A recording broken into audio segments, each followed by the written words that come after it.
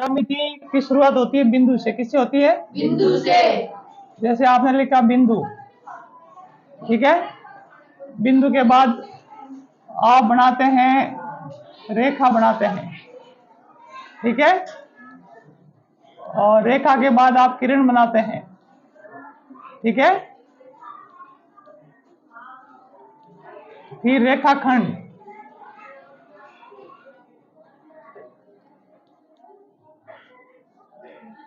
ये ज्यामिति के विद्यार्थियों को पूरी जानकारी होनी चाहिए। बिंदु क्या है, रेखा क्या है, किरण क्या है, रेखाखंड क्या है, ठीक है। इसके बाद में अपन पढ़ते हैं कोण। क्या पढ़ते हैं? कोण। कोण पढ़ते हैं, ठीक है।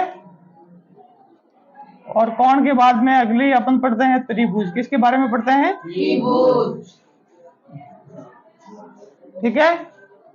बिंदु आपको समझ में आया हुआ होगा, पढ़ा होगा पहले से। रेखा है जिसके दोनों सिरे अनंत दूरी पर पड़ते हैं। किरण है, एक बिंदु से प्रारंभ होकर अंत तक जाती है। दो बिंदुओं को मिलाने वाली रेखा को रेखाखंड कहते हैं।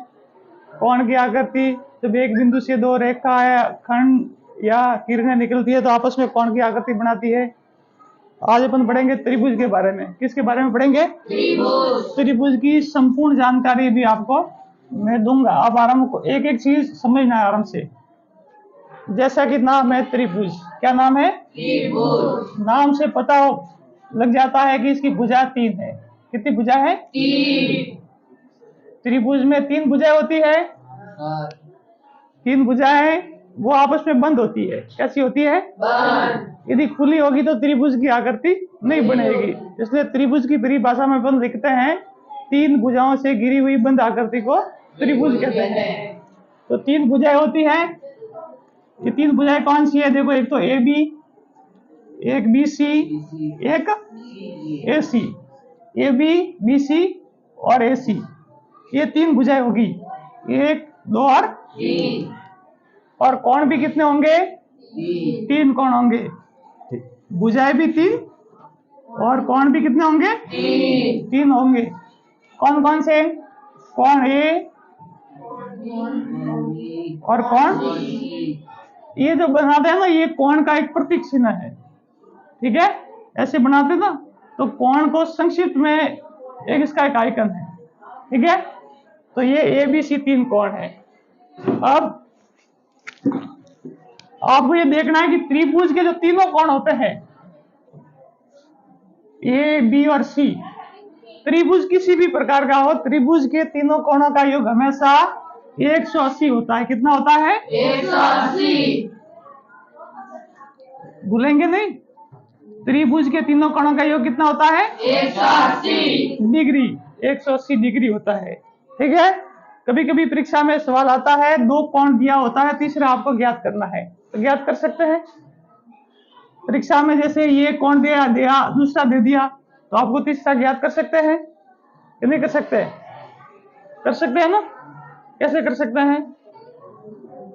आपको पता है तीनों कोणों का योग 180 है। अब आपको 2 कोण दे दिए, तो इन दोनों कोणों को 180 में से घटा दो, ठीक है। और कभी कभी ये भी होता है कि त्रिभुज का एक कोण इस तरह से दिया हुआ होता है। जैसे ये कोण दे दिया आपके 110 डिग्री, ठीक है। और आपको ये कोण ज्ञात करना है, तो इस कोण का मान कितना होगा?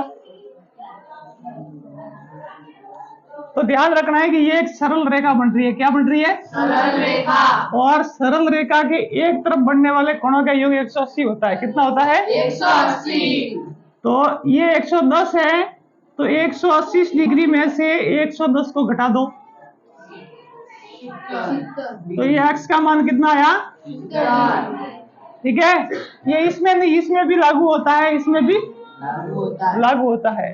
अब अपन पढ़ते हैं त्रिभुज के प्रकार के बारे में। किसके बारे में? त्रिभुज के प्रकार के बारे में। अब त्रिभुज कितने प्रकार के होते हैं, ठीक है। त्रिभुज को नापने के अपन के पास में 2 तरीके हैं। एक तो अपन नापते भुजाओं के आधार पर। किसके आधार पर? भुजाओं के आधार पर। एक नापते कोण के आधार पर, भुजाओं के आधार पर। टॉपिक अपन का क्या है? क्या टॉपिक है अपन का? त्रिभुज। हाँ, त्रिभुज को इंग्लिश में क्या बोलते हैं? ट्रायंगल। ठीक है। और कोण को क्या बोलते हैं? कोण को बोलते हैं एंगल बोलते हैं। अब भुजाओं के आधार पर त्रिभुज कितने प्रकार के होते हैं? नंबर 1,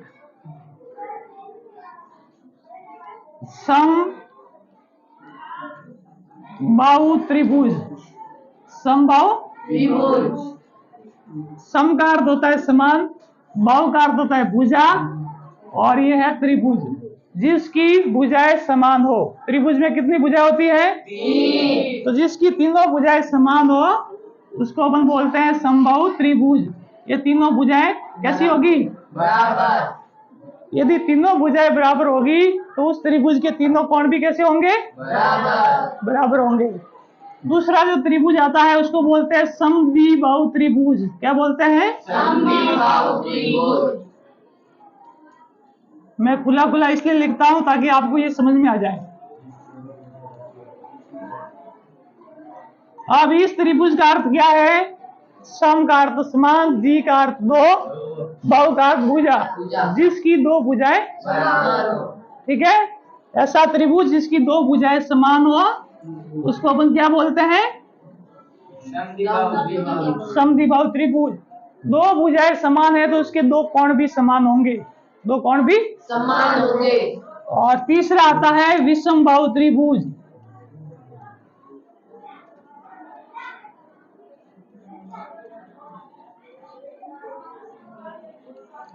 विषम बाहु त्रिभुज यानी कि ऐसा त्रिभुज जिसकी एक भी भुजाएं समान नहीं है, तीनों भुजाएं अलग अलग नाप की है, तीनों भुजाएं अलग अलग नाप की है। ठीक है। तो उसको अपन बोलते हैं विषम बाहु त्रिभुज। ये तो आपके हो गए भुजाओं के आधार पर त्रिभुज। एक जो उसका आधार होता है वो होता है कोण। क्या होता है? कोण। कोण समान होंगे, दो कोण भी समान होंगे।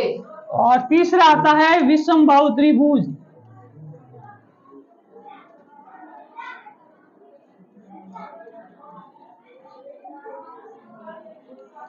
विषम बाहु त्रिभुज यानी कि ऐसा त्रिभुज जिसकी एक भी भुजाएं समान नहीं है, तीनों भुजाएं अलग अलग नाप की है, तीनों भुजाएं अलग अलग नाप की है। ठीक है। तो उसको अपन बोलते हैं विषम बाहु त्रिभुज। ये तो आपके हो गए भुजाओं के आधार पर त्रिभुज। एक जो उसका आधार होता है वो होता है कोण। क्या होता है? कोण। कोण के आधार पर त्रिभुज कैसे होते हैं वो भी आप देख लो।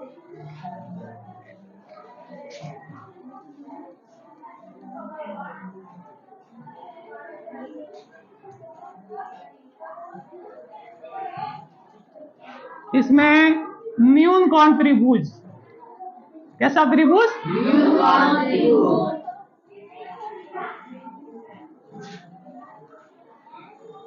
आप न्यून कोण का अर्थ तो समझते हैं? ऐसा कोण जो 90 डिग्री से कम हो, जिसका नाप 0 से लगा करके 90 डिग्री के बीच में हो, उसको बोलते हैं न्यून कोण। तो ऐसा त्रिभुज जिसका सभी कोण, कोई भी कोण 90 डिग्री से बाहर नहीं जाना चाहिए, 90 डिग्री का भी नहीं होना चाहिए। ठीक है। सभी कोण है 90 डिग्री से कम के होने चाहिए, उसको अपन बोलेंगे न्यून कोण त्रिभुज। ठीक है। एक आता है समकोण त्रिभुज। समकोण त्रिभुज।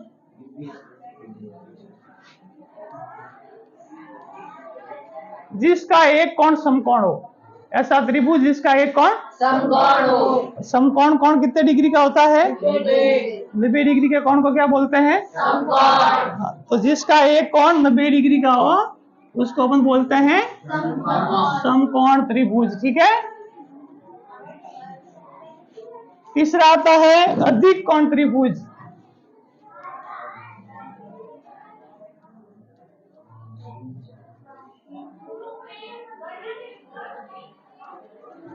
अधिक कोण त्रिभुज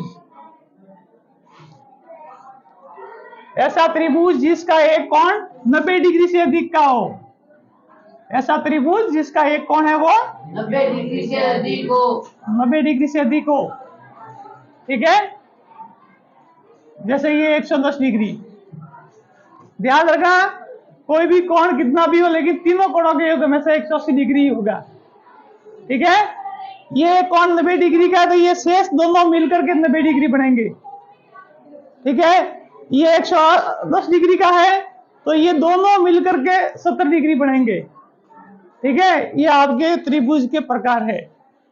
अब त्रिभुज का आप क्षेत्रफल का परिमाप और एक आता है क्षेत्रफल। क्षेत्रफल ये दोनों अलग अलग है, परिमाप भी अलग है, क्षेत्रफल भी अलग है। परिमाप क्या होता है? परिमाप इन तीनों भुजाओं का योग है। परिमाप क्या है? तीनों भुजाओं के जोड़ेंगे तो ये त्रिभुज का परिमाप आ जाएगा। क्या आ जाएगा? परिमाप।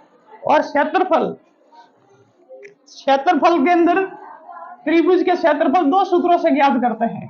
कितने सूत्र से ज्ञात करते हैं? 2 सूत्र से।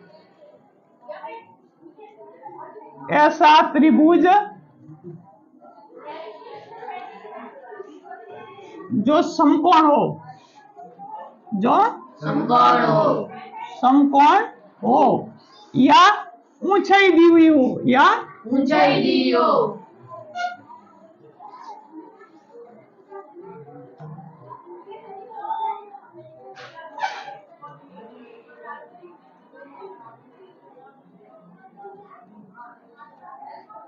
दो सूत्र त्रिभुज के क्षेत्रफल के लिए।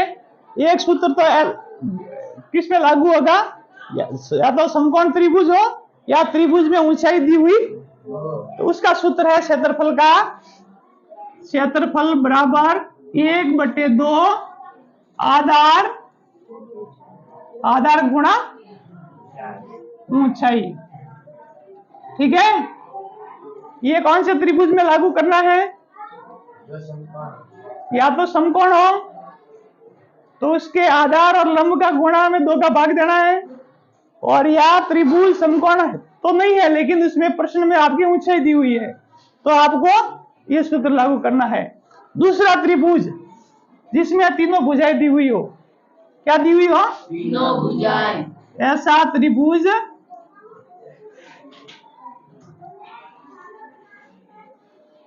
जिसमें तीनों भुजाएं दी हुई हो। उसमें लगता है आपके हीरोन का सूत्र। कौन सा लगता है? हीरोन का सूत्र।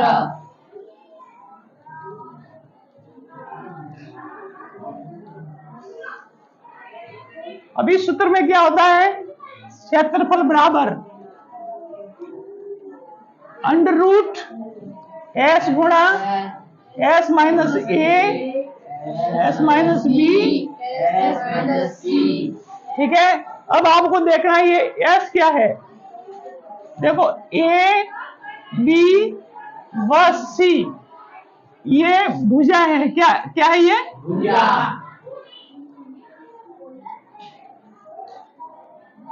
ठीक है, s क्या होता है? s बराबर होता है a प्लस बी प्लस सी बटे 2। इन तीनों भुजाओं को जोड़ के, या ऐसे कह सकते हैं त्रिभुज का अर्ध परिमाप। त्रिभुज का अर्ध परिमाप। हाँ,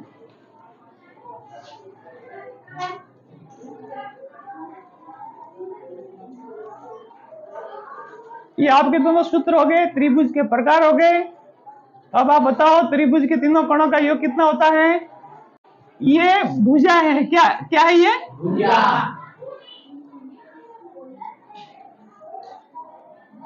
ठीक है, s क्या होता है? s बराबर होता है a प्लस बी प्लस सी बटे 2। इन तीनों भुजाओं को जोड़ के, या ऐसे कह सकते हैं त्रिभुज का अर्ध परिमाप। त्रिभुज का अर्ध परिमाप। हाँ,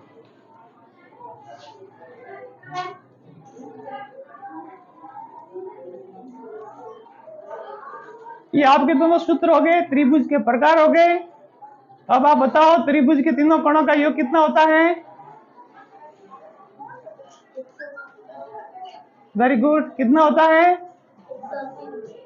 समकोण त्रिभुज में एक कोण कितने डिग्री का होता है? 90 डिग्री। शेष दोनों कोण कितने के होंगे? हाँ,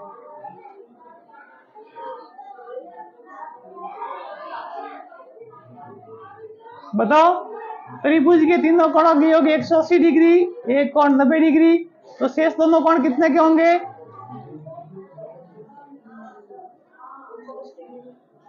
शेष दोनों कोण भी मिलके 90 डिग्री के होंगे, क्योंकि 90 और 90 180। त्रिभुज के तीनों कोणों का योग दो समकोण के बराबर होता है। किसके बराबर होता है? और एक समकोण में कितने का कोण होता है? 90 डिग्री का। कितने का कोण होता है? 90 डिग्री का।